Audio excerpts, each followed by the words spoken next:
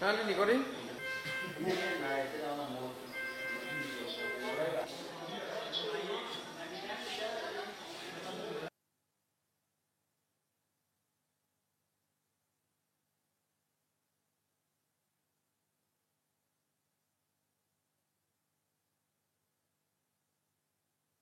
Tumeona hizo facilities na tukatembea na tukaona vile county imejidai. Kwa kweli hii ni model county.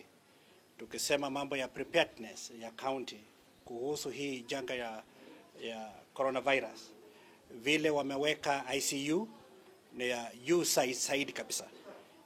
Vifaa ziko pale, equipments ambao ni mpya, wameweka vitanda na medical equipment vile zimewekwa pale, na HDU department pia ambao imewekwa pale, high dependence unit iko pale. Kwa hivyo tuseme county government hii imejipanga kwa kikweli.